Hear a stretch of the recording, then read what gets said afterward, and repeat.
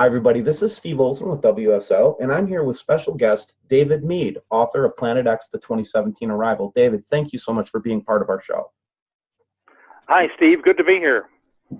So, David, it's been a couple months since we last talked, and we were primarily talking about deep state issues the last time that we spoke, and we didn't spend a lot of time on Planet X, quite frankly. So I am so curious to find out, where is your head right now? I know you're talking about a 2017 arrival. What do you think's going on? Well, a lot is happening, and a lot of things that we've discussed, you and I, in terms of photographic evidence, but a lot is also happening in terms of some private research I've done on 2017 from independent sources. Now, we all know that we have some allies. Father Malachi Martin said 2017. We have an ally in Bob Dean. I believe he said you can take it to the bank, 2017. But as I've been seeking independent confirmations. Now, you know that the analysis that I did was based on Revelation and Revelation chapter 12 and Revelation chapter 6. And you know, because the book of Revelation is a cryptogram set by the Almighty, and it is solvable according to the book of Daniel at the very end of time. And Planet X is hidden in plain sight. It's right before us in that book of Revelation. And that has indicated a very tight window of 2017, and specifically, in my opinion, October of 2017. But you will see events transpire before. But I've been looking for independent confirmations, and I've been looking all over, and I've been finding quite a few, and I'd like to maybe, if I may, just go over some of those independent confirmations on 2017. The floor is yours, my friend. Go ahead. Good. Now, this came back from a Rabbi Judah ben Samuel in the year 1217, and I'm going to quote, and then I'll explain. He said, when the Ottomans, the Turks, who were a power to be reckoned with, conquer Jerusalem, they will rule over Jerusalem for 8 jubilees. Afterwards, Jerusalem will become a no man's land for 1 jubilee, and then in the 9th jubilee, it will once again come back into the possession of the Jewish nation. And 1 jubilee later will be the year of the Messiah. So let's go to Leviticus 25. 1 jubilee period, and most people are aware of this, is 50 years. In other words, in the 50th year, back then, in the Old Testament, every person regained ownership of his lands. Now, Rabbi Judah was shown the future. And it's strange, when he was asked where he received his wisdom from, and this happened the year before he passed away, he said, the prophet Elijah, who will precede the Messiah, appeared to me and revealed many things to me. And anyway, here are the facts.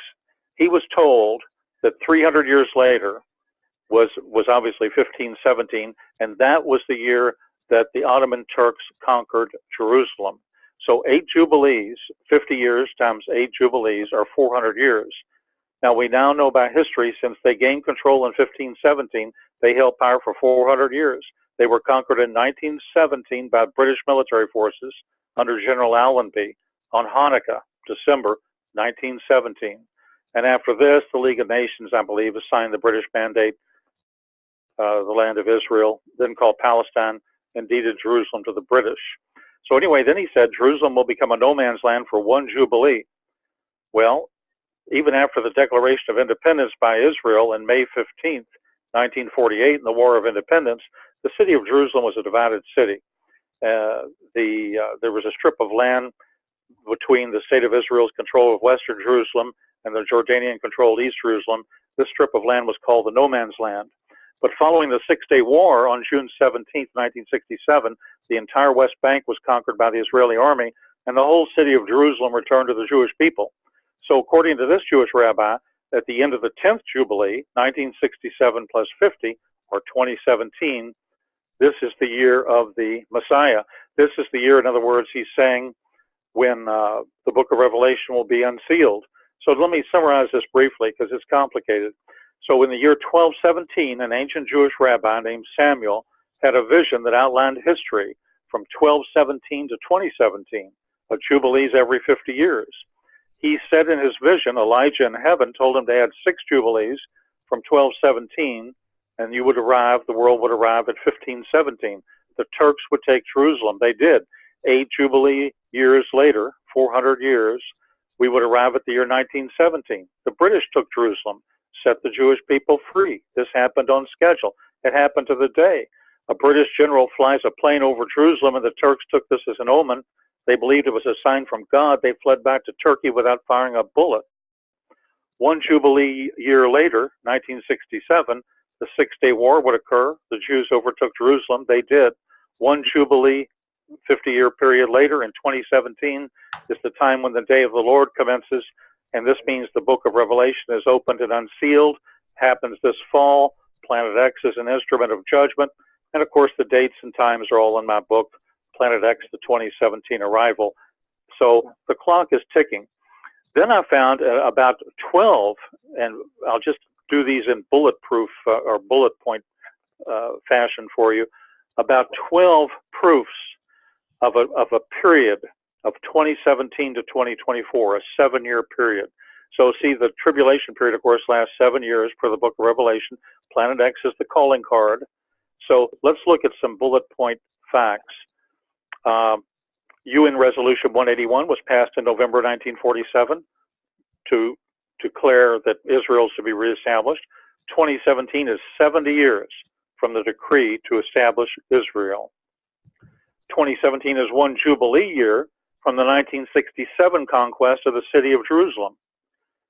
And the 2017 to 2024 equation is the only timeline where the tribulation of 2,550 days can begin on what's called a fall feast date and end on the same.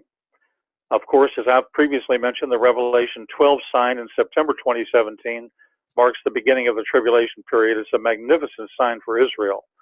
According to Johannes Kepler, the founder of modern astronomy, 2024, 7 years from 2017, is the 6,000th year since creation. Of course, we just covered Rabbi Judah ben Samuel. He predicted 2017 as the year of the Messiah. Let's see, 2017 is 100 years from the Balfour Declaration and 120 years from the 1897 First Zionist Congress. The Great Pyramid of Giza points to 2017. See Isaiah 19:19. In that day there will be an altar to the Lord in the midst of the land of Egypt and a pillar at its border. Now this is one of the most magnificent, awesome signs that exist.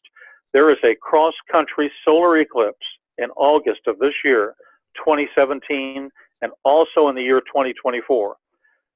This will completely cross the United States. It hasn't happened since 1776. And these form an X over the United States. A solar, the blood moons are that we've experienced in 2014 and 2015 and 2016, what's called a sextet, 6 blood moons. These always, according to rabbinic tradition, according to the Talmud and the Jewish people, these are an omen portending, they're a harbinger for evil that may occur to Israel, such as a world war or whatever. But solar eclipses are considered a bad omen for the nations, the Gentile nations, of which the United States is chief.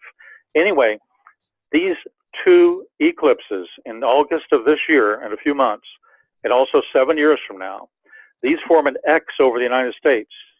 And the X intersects in the Midwest in a place called Little Egypt or Egypt. And this is very reminiscent of the judgments poured out, as well as the simultaneous deliverance of God's people in the book of Exodus. Now remember too, 70 years is a probation period of judgment in the Bible. It's the length of a generation. Look at the temple in Jerusalem. It was destroyed by the Romans in 70 AD, 70 years after the birth of Jesus. Look at the period of captivity of the Jewish nation under Nebuchadnezzar in the Old Testament, exactly 70 years. And what did I just say? 1947, the UN resolution to reestablish Israel, plus 70 years, and we come to 2017. Now this is startling.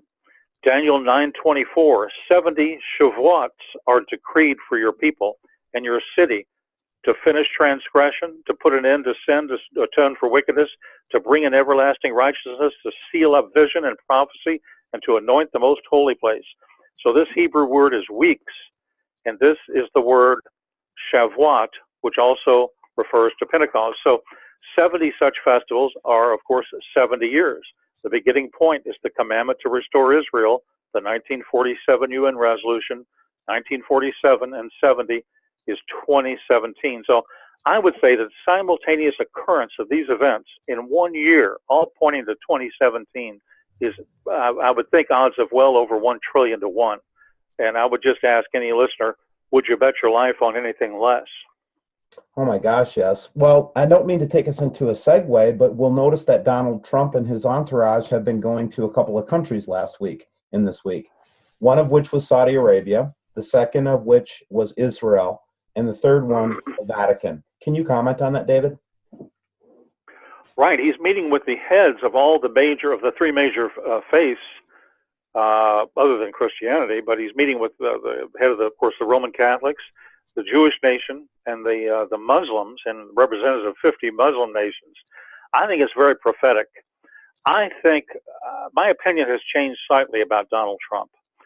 I believe in a second book I wrote called the Coup d'etat against Donald Trump, and I still agree with my theorem and hypothesis here. But I said in the book, and I wrote half the book about surviving economically Planet X and surviving economically a global depression, but created by the New World Order as a false flag. But in the first half of the book, I talked about Donald Trump's lightning defeat of the New World Order, and he has in many respects done that because of the people he's appointed. And I don't think they're New World Order people for the most part. However, he has surrounded himself with some very hawkish military people. And the more I've been reading about Donald Trump himself, I came across an interview he did, and he was talking about how, I think it was last year, right before the election, how Russian jets were flying within 20 to 30 feet of U.S. jets in international waters or whatever. And Donald Trump said something to this effect. He said, "This is very dangerous."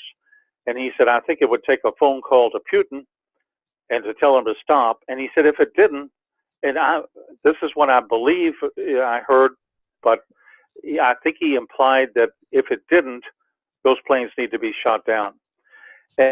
And he's adopted the same stance with North Korea. And this is a crazy man in North Korea. This Senator McCain and others have talked about him, the head of this Democratic Republic of North Korea. We've been at war with them ever since 1953. It's been a state of war. Know historically, everybody in the audience, is that the Korean War never ended, and it's only a ceasefire.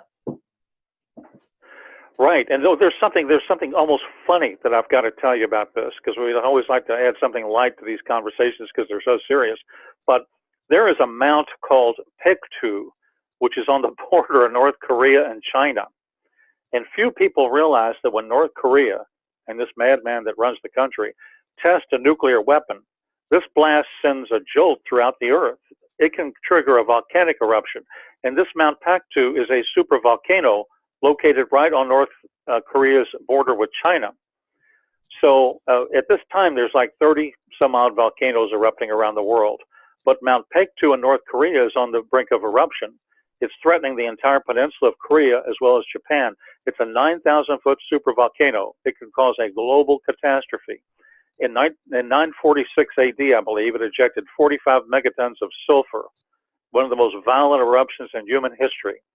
And back then, the capital of ancient Korea, the city of Kaesong, so terrified the emperor that he pardoned and set all the convicts free. They found volcanic ash from that eruption as far distant as the northern island of Japan and in the city of Nara in Japan, 1,100 kilometers away. So this nut job in Korea can actually trigger an eruption of a supervolcano in his country if he conducts too many underground tests.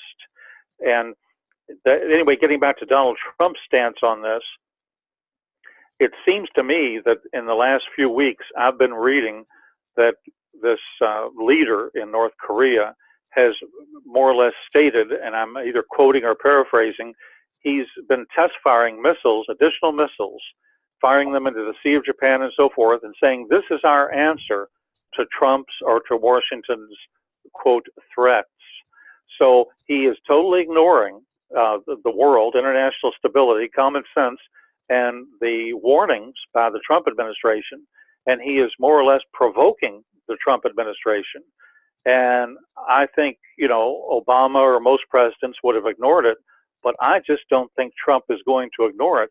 And I think, you know, Alex Jones has stated about a month ago, I watched one of his videos and he was very emotional. And he said, you know, he said 2 years ago, I almost moved my family out of the United States.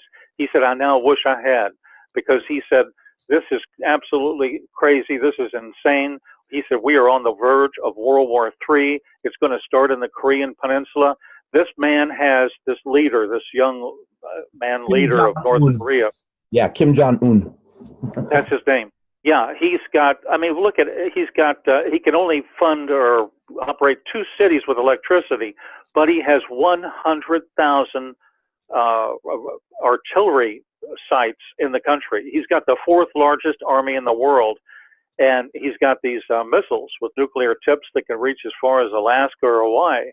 And I don't believe Trump is going to tolerate this for any length of time. And I think, as Alex Jones does, I think we are just possibly within weeks. I know that China has advised a lot of its citizens that were in the capital of North Korea to return to China. I know they've moved troops to the border and equipment. I think we are very, very close. You know, while the average American goes to a sports bar and has dinner and a few drinks, we are very, very close to World War III beginning on the Korean Peninsula, with China also. Right. Interesting little side note fact. I have a news channel called GNN that I do with a man named Arwayne Steiger. He's a great friend. And every time that we try to report on a Korean situation, they would block our videos. Really? Yeah.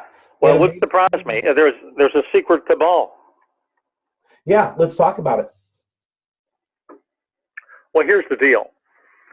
That not only is 80% of the mainstream media owned or controlled, and a former director of the CIA has stated this in so many words, that they are owned and controlled. Now, this doesn't include, I don't believe, Fox, but still Fox will only take things so far. To really get the news, you've got to watch your channel. You've got to watch YouTube. You've got to do independent research that's only available on the internet. And so I would even put Fox almost in the category of mainstream media to some extent. Even though it's accurate reporting, they limit the scope of their reporting to certain topics, and you can't discuss anything beyond it. For example, they don't discuss psychological profiling. They would never discuss the Committee of 300. This Committee of 300 is a sub-Rosa group. It was founded in England. This is where Queen Elizabeth said years ago to her major domo as he was leaving her estate because he was semi-retiring, Paul Burrell, she said, there are dark forces in this country of which we are not aware. Well, she's aware of them. She knows who they are. And it's the Committee of 300. It's a sub-Rosa group. Now, the Latin phrase sub-Rosa means under the rose. It's used in English to denote secrecy, confidentiality. It has an ancient history as a symbol of secrecy. But anyway, the committee normally issues their orders through the Royal Institute for International Affairs. This is a very dangerous group, the Committee of 300. They're well-dressed English gentlemen. I could name some of them. You know who they are. They consider Americans to be targeted population groups. They want a privileged lifestyle. They will maintain it at all costs. They are ruthless. They come across as very sophisticated, you know, Savile Row type gentlemen on interviews, and when they're occasionally seen in the media or on TV, but they are ruthless, and they want to maintain their hegemony over their lifestyle, their assets, and their control of the world. And they have formed opinions for years through the Royal Institute of International Affairs and the Tavistock Institute for Human Relations in London. This group had an interest in managing Britain's interest in World War II. But you wouldn't believe the details if I were to relate them to you. So I would tell the readers to do the research yourself here on the Tavistock Institute. Google it and enter the keywords Tavistock, comma, perhaps conspiracy, perhaps mind control, whatever, and you'll see where a lot of this started. How do you spell that Tavistock word? Tavistock, Tavistock,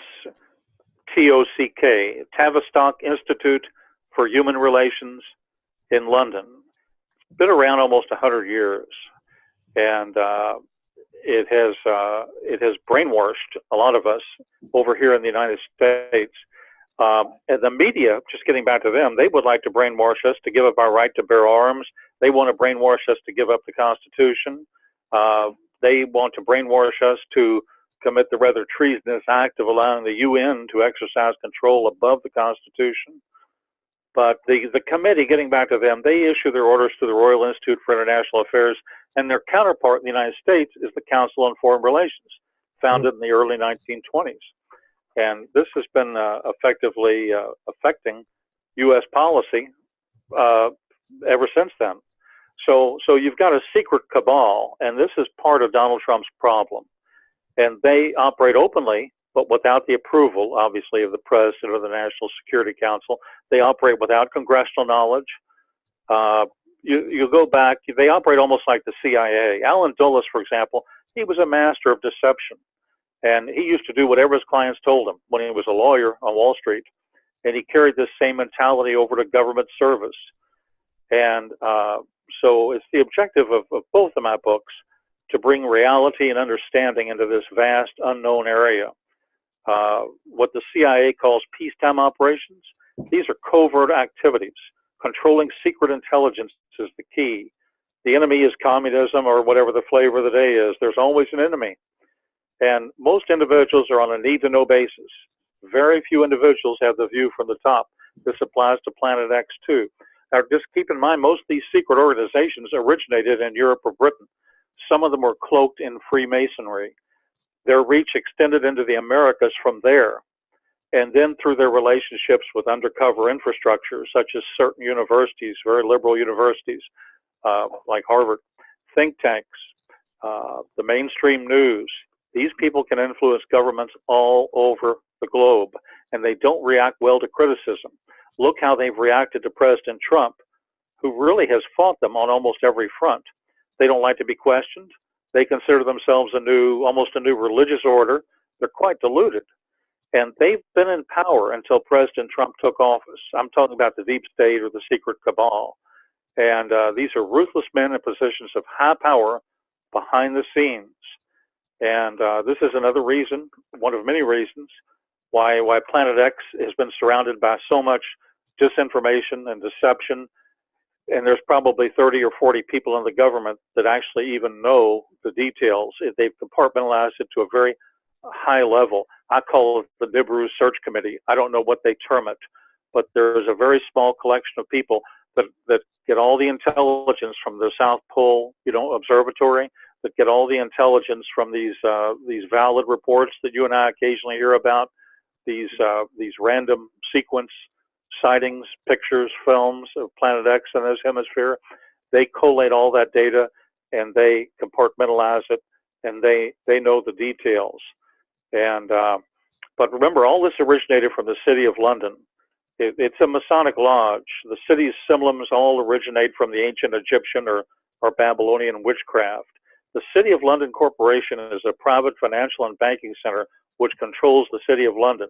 And the Bank of London controls the Bank of International Settlements, which controls all the world's central banks. And this is another problem. And Donald Trump can't even touch this. This is beyond the scope of almost any president. But the fact that we have this Federal Reserve, and before we had the Federal Reserve, we had a huge trade surplus. There was no income tax. We had great unemployment. We had a gold-backed dollar.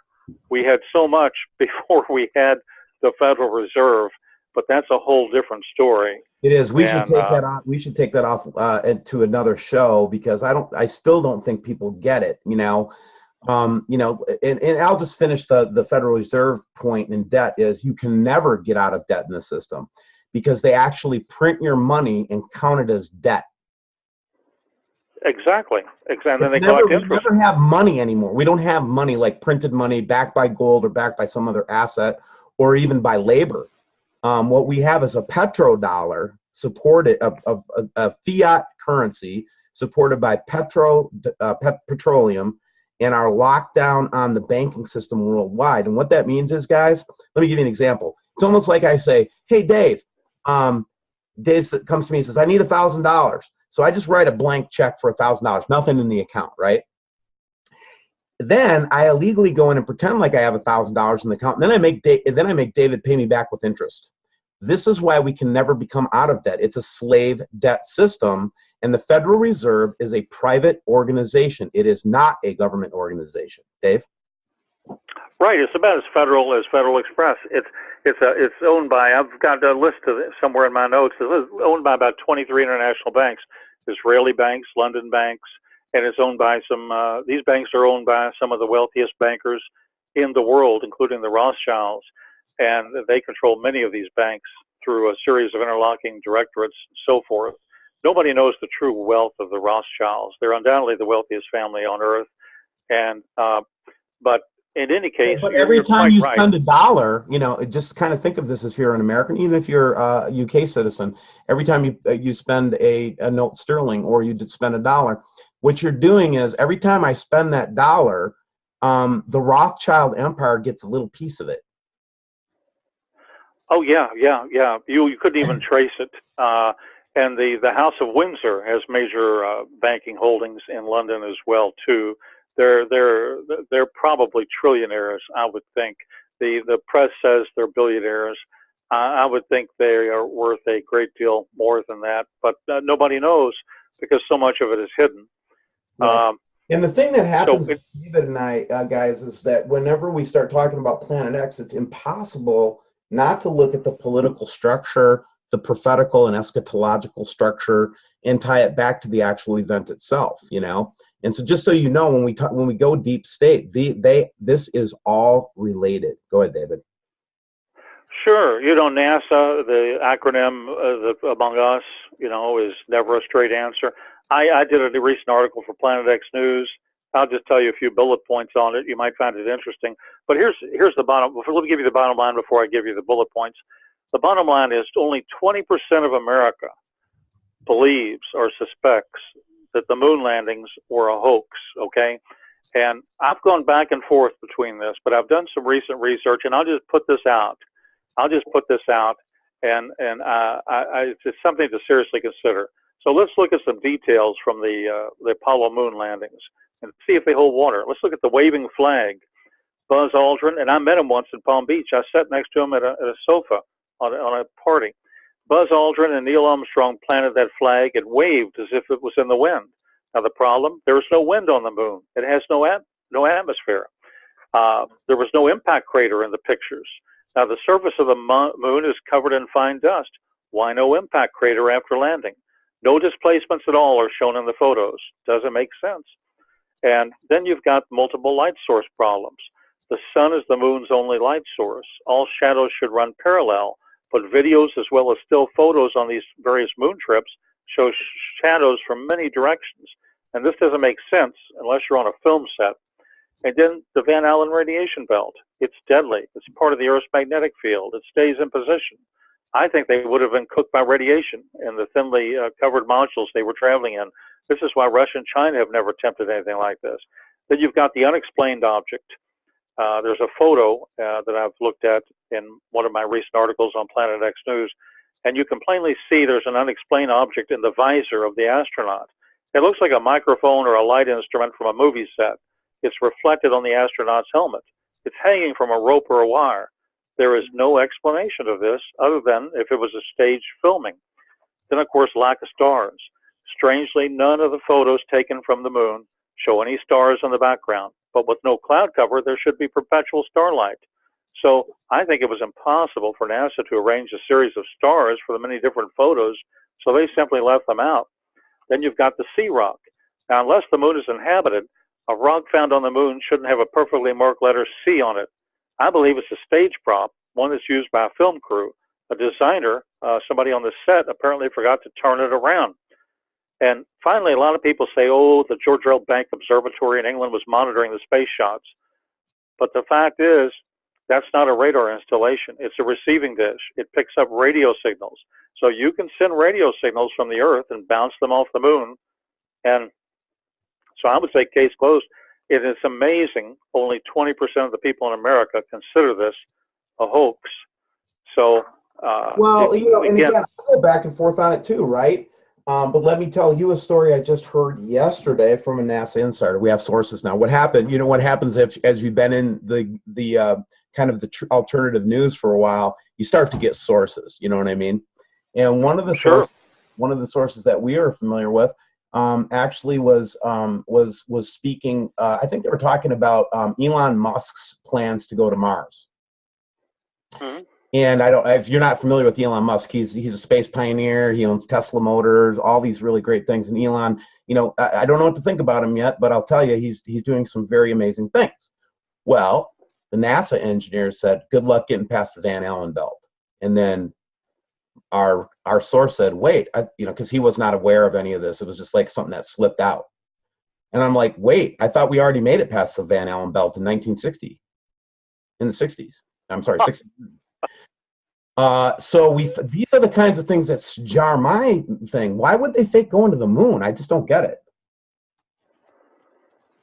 Very interesting. So that confirms to you that the Van Allen belt prohibits this activity. Right. It's a major impediment because the weight that you'd have to build the spacecraft, with lead shielding and all the types of things that you would need to protect the astronauts. It didn't jive with the weight restrictions on the Apollo spacecraft. You know what I'm saying? None of that added up. Excellent point. There's another theory that goes like this too, David, that they had prepared false filming and things like that in case of the disaster as a PR effort, or when, they didn't want people knowing what they were doing on the moon. So, for example, they would pretend like they were doing spacewalks in the studio, but really the astronauts were out exploring perhaps artifacts, things like that. So there's a couple theories that are still plausible, but you can't get past that Van Allen belt thing. You know what I mean? That's a hard one to get by. Very good point. And also, I've seen photos from some of the different missions between 69 and 72, some of these places where they allegedly landed.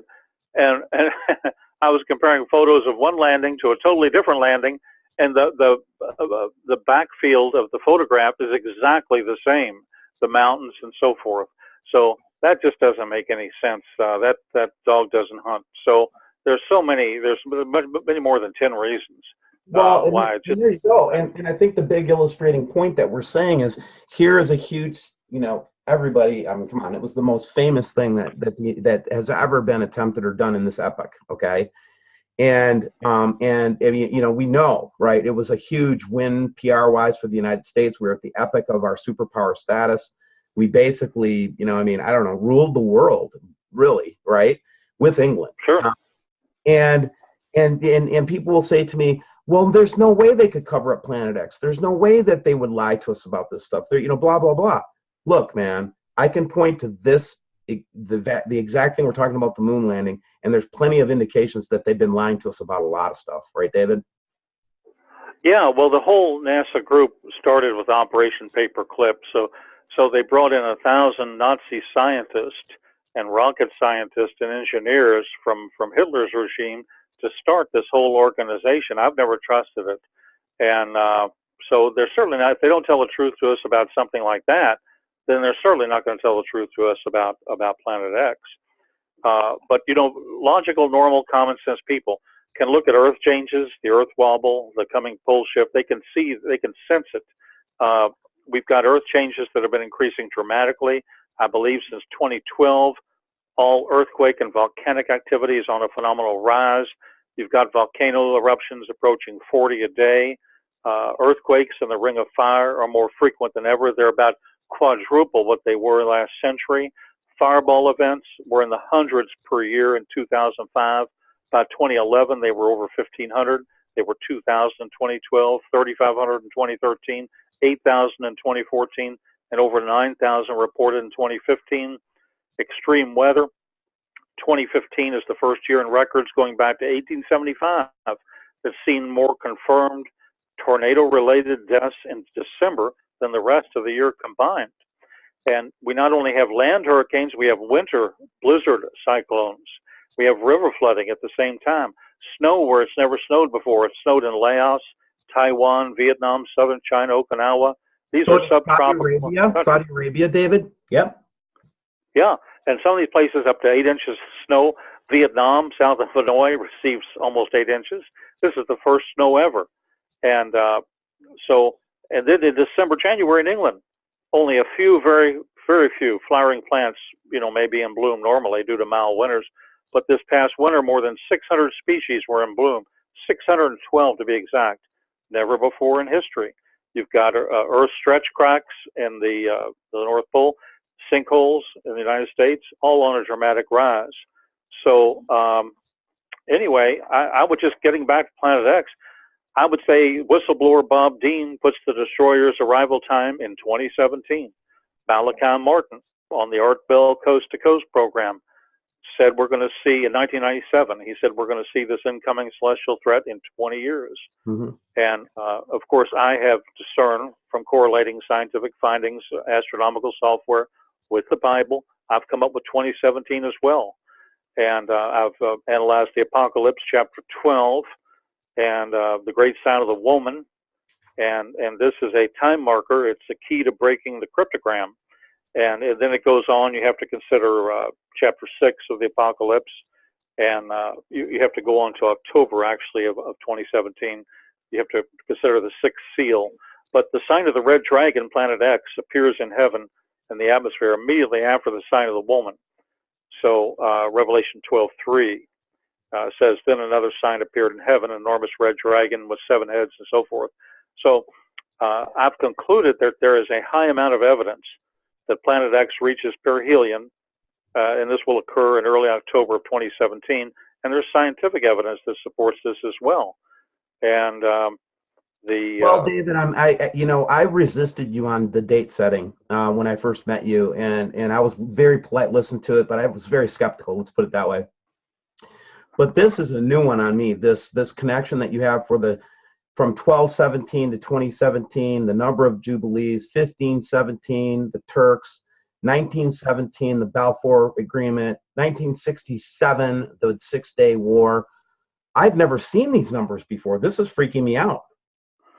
Yeah, and then you have to also think about Israel. The Bible says they seek after signs, the Jewish people. Well, guess what? They got them big time. They got 6 blood moons on the Jewish pilgrimage feast associated with Passover and Tabernacles in 2014, 2015, and 2016. And then they've got the wonder of the woman appearing in the sky over Jerusalem on September 23rd this year. So they have been warned. They have been given fair warning of the approaching apocalypse, Daniel's 70th week. Fair warning has been issued, and Planet X is the calling card. As I've often said, Israel needs a sign, and that country has been provided one. And this what they call the 70th week of Daniel, people that study eschatology, this is a 7-year period, and I believe it's scheduled to commence with Planet X this year in 2017.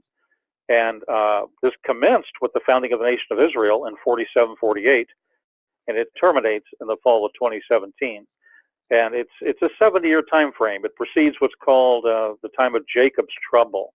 And all of creation is showing the dramatic entrance of this period. The weather, unusual weather, storms, volcanism, seismic activities, and we're going to have superquakes and so forth. You've got insiders. What I would add to that is we keep a really close eye on the JPL Near Earth Object Program, and literally, guys, at least maybe once every 2 days or so, a rock comes in that they don't see that ends up under 1 lunar distance from the Earth. Really, very interesting. It is. Well, we've got. By the way, I did an analysis, David. It's over 90% of the asteroids that we're tracking right now in real time that are threats to the Earth were only discovered in 2017. Yeah, and again, the reason they don't have any deflection capability is the technology would be something out of next century, 100 years from now. When the fireball hit Russia in 2013, I believe, in October, when it hit that Russian city and damaged 1,100 buildings and injured about 1,500 people. There was no notice of it until someone took a video of it from a highway as it was approaching the city and in the sky. So there was no forewarning of that. They don't have forewarning of these objects. And well, and I truly anyway, yeah, and I truly believe that you know, there are good people in these positions in the federal government and in science community, and then there's bad people and things like that. It's not like there's not good intended people trying to do a good job. I don't mean that at all. What I do mean is our technology is not equal to the task, especially since we believe that there's a debris field associated with the Planet X system. David? Right. If you look at the one of the videos on my website, it says CIA Insider Speaks Out. His code name is Eric. Calls himself Arizona. 15-minute video. He says he's seen it through the Hubble years ago, and he basically said there's a huge, at least a 250,000-mile debris field behind this object, and that's where the danger is. That's where the object that the Catholics and the apocalypse calls Wormwood, that's where it's located. It's one of those huge asteroids, maybe a kilometer wide or whatever, that's within that debris field that's going to hit the Earth. I mean, it's guaranteed. I mean, so, you know, and we've got all these forewarnings. As you mentioned, we've got what you talked about. We've got active volcanoes just new this year, or this week rather. Kyushu, Japan, Guatemala, Papua New Guinea, Nicaragua, Costa Rica, Central Russia, new active volcanoes. We have ongoing volcanoes in Mexico, Colombia, Ecuador, Peru, Indonesia, Costa Rica, the Fox Islands, Papua New Guinea, and so forth. We have a lot of active volcanoes. And so there are probably, in terms of volcanoes in history, I believe there were close to 1,500 active volcanoes that have erupted in modern times in the last 5,000 to 6,000 years. And of these 1,500 volcanoes, about 500 million people live right by them. And the only planet that has more volcanoes than the Earth is probably Venus. But anyway, there are active volcanoes in every part of the world. Many are in the region of the Pacific Ocean. The Pacific Ring of Fire is an arc around the Pacific Ocean where there's over 400 volcanoes. And you got Mauna Loa in Hawaii, one of the largest supervolcanoes, one of 9 or 10 supervolcanoes in the world. In other regions, in La Palma and the Canary Islands, a very dangerous volcano there that could put a tidal wave on the coast of Europe, and so forth. You've got Vesuvius in Italy, and Mount Etna in Italy that could destroy a good part of Europe. Mount St. Helens in Washington, and so forth. So Mount Fuji in Japan. Kilauea has been erupting for years.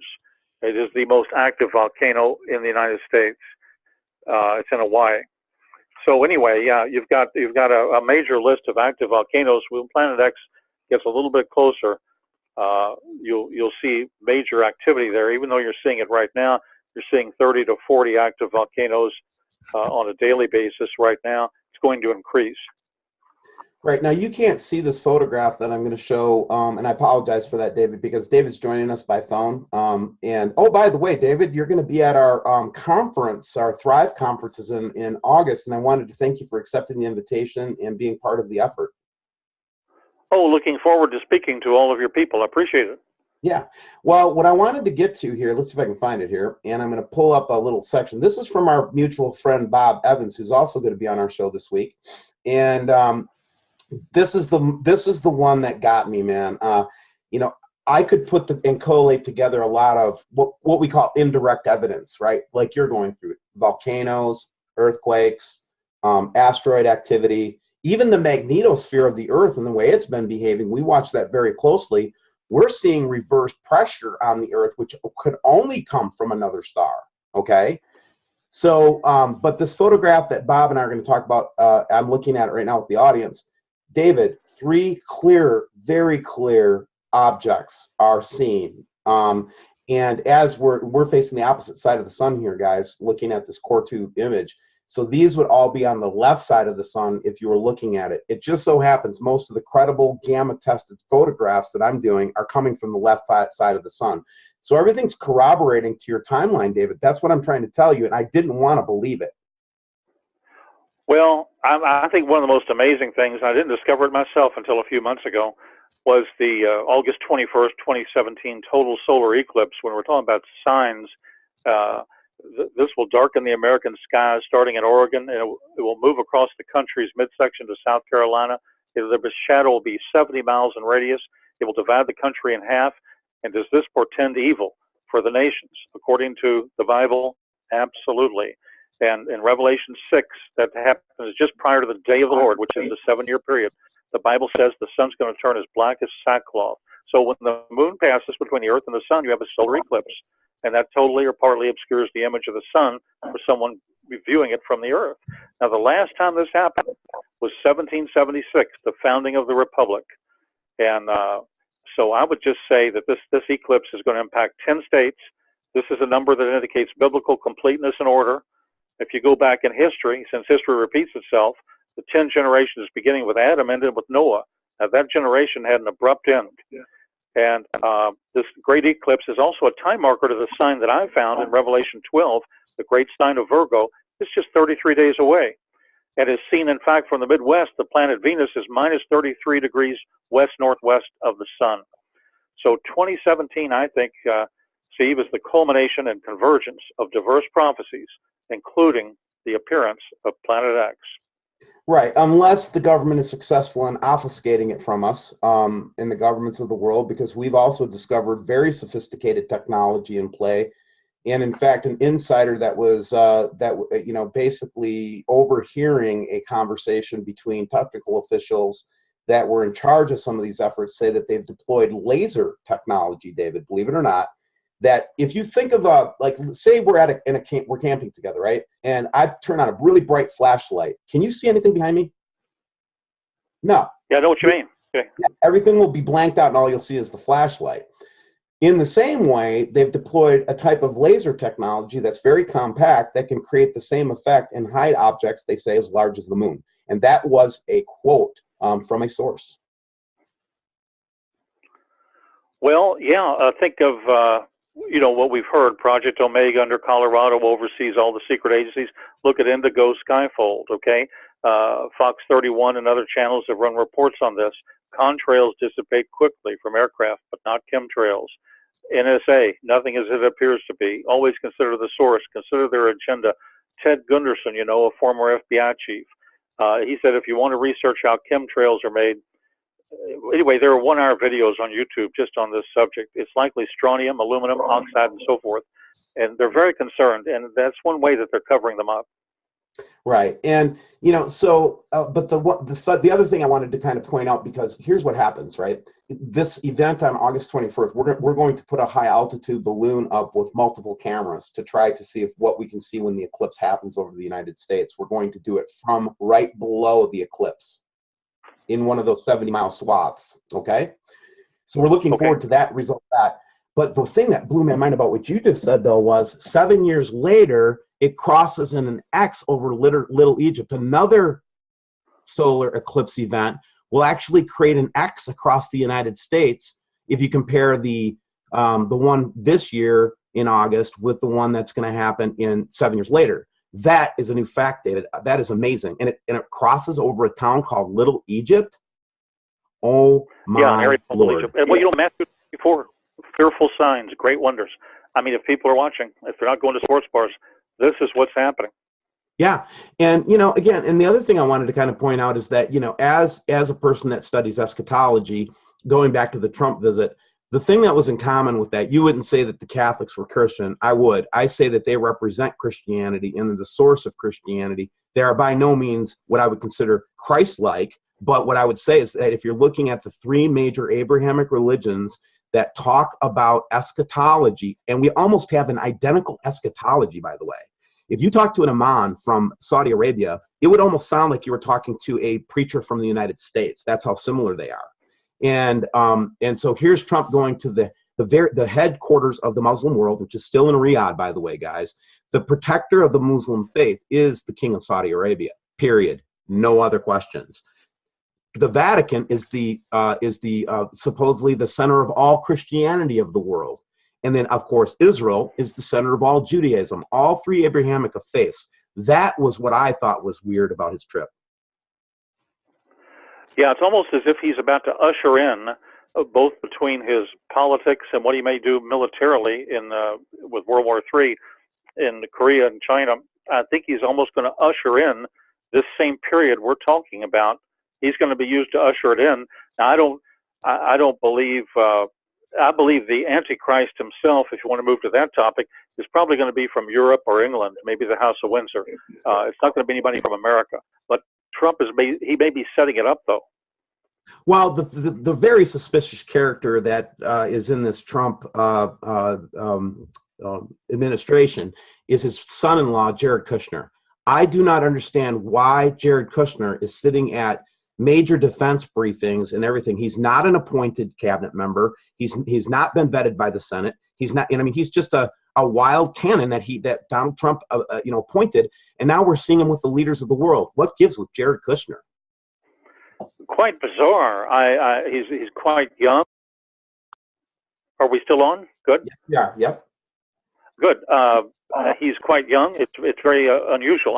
I don't have a clue as to what's happening. By the way, I'm getting some. You might want to edit this part out. I'm getting some noises on the phone. Was that a call in? Oh, I'm sorry, Steve. Those apparently were a call in to our phone from an unknown party, which we've ignored. So if you've heard some noise or whatever on this end, please ignore it. Oh, no problem, David. We can do some editing. No problem later.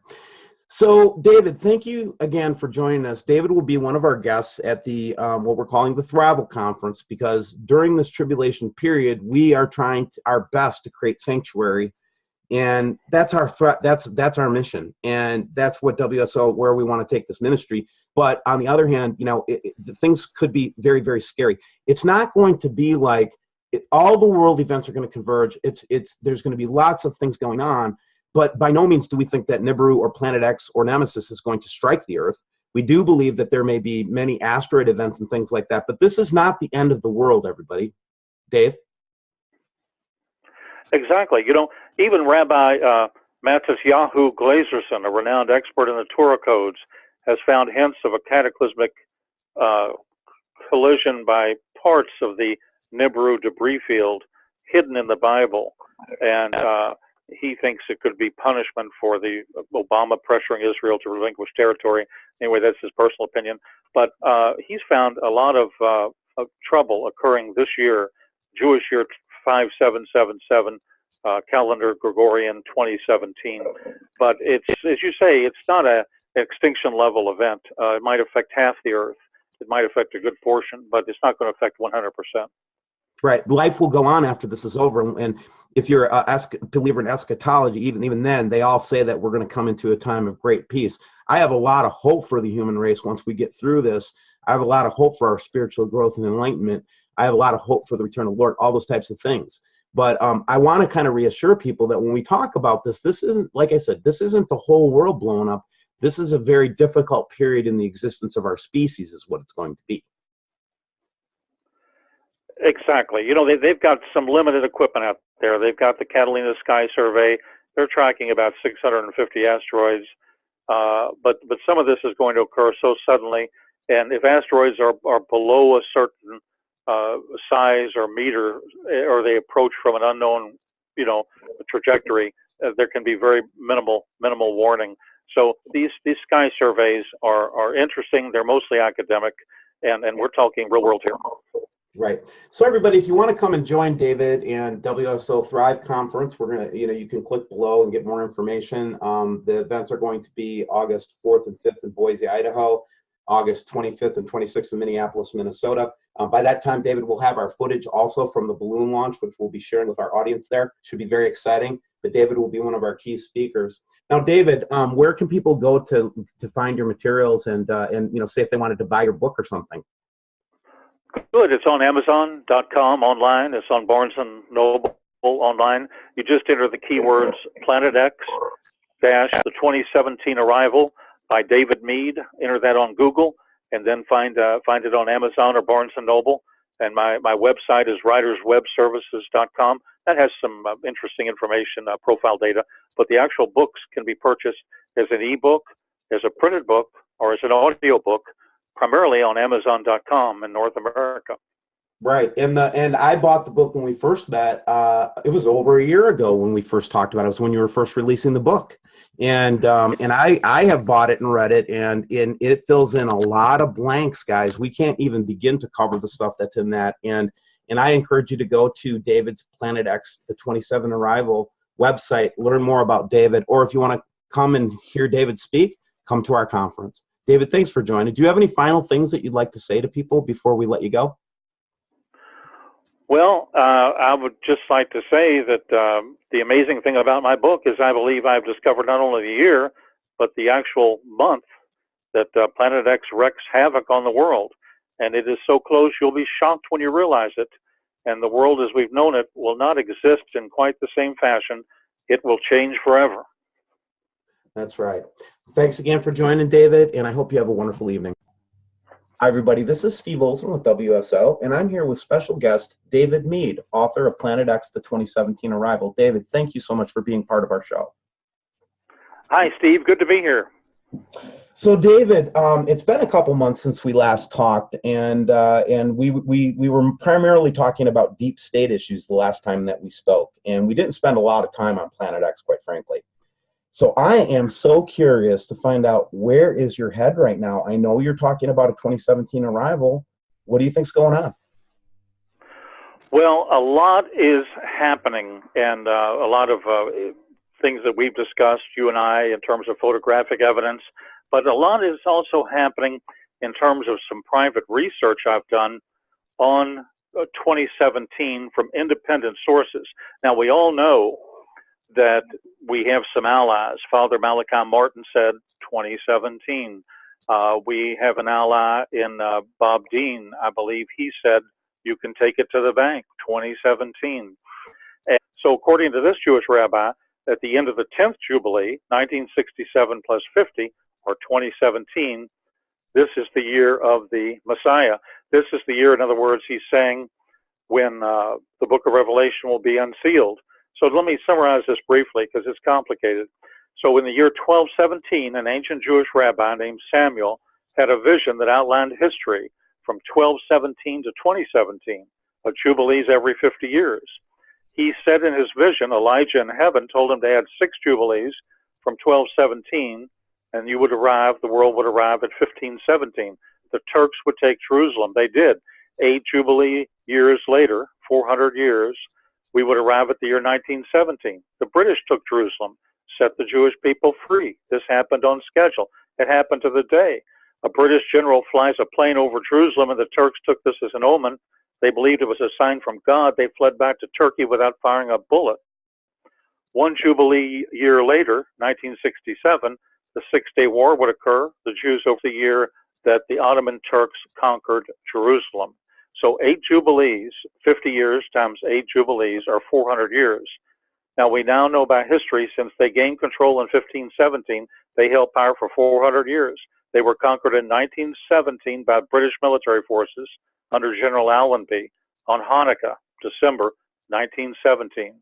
And after this, the League of Nations, I believe, assigned the British mandate, the land of Israel, then called Palestine, and deeded Jerusalem to the British. So anyway, then he said Jerusalem will become a no man's land for 1 Jubilee. Well, even after the Declaration of Independence by Israel on May 15th, 1948, in the War of Independence, the city of Jerusalem was a divided city. There was a strip of land between the state of Israel's control of Western Jerusalem and the Jordanian-controlled East Jerusalem. This strip of land was called the No Man's Land.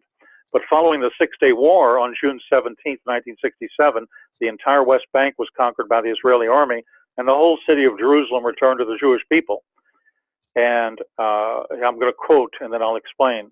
He said, when the Ottomans, the Turks, who were a power to be reckoned with, conquer Jerusalem, they will rule over Jerusalem for 8 jubilees. Afterwards, Jerusalem will become a no man's land for one Jubilee, and then in the 9th Jubilee, it will once again come back into the possession of the Jewish nation. And one Jubilee later will be the year of the Messiah. So let's go to Leviticus 25. One Jubilee period, and most people are aware of this, is 50 years. In other words, in the 50th year, back then in the Old Testament, every person regained ownership of his lands. Now, Rabbi Judah was shown the future. And it's strange, when he was asked where he received his wisdom from, and this happened the year before he passed away, he said, the prophet Elijah, who will precede the Messiah, appeared to me and revealed many things to me. And anyway, here are the facts. He was told that 300 years later was obviously 1517, and that was, but as I've been seeking independent confirmations. Now, you know that the analysis that I did was based on Revelation and Revelation chapter 12 and Revelation chapter 6. And, you know, because the book of Revelation is a cryptogram set by the Almighty, and it is solvable according to the book of Daniel at the very end of time. And Planet X is hidden in plain sight. It's right before us in that book of Revelation. And that has indicated a very tight window of 2017, and specifically, in my opinion, October of 2017. But you will see events transpire before. But I've been looking for independent confirmations, and I've been looking all over, and I've been finding quite a few. And I'd like to maybe, if I may, just go over some of those independent confirmations on 2017. The floor is yours, my friend. Go ahead. Good. Now, this came back from a Rabbi Judah ben Samuel in the year 1217.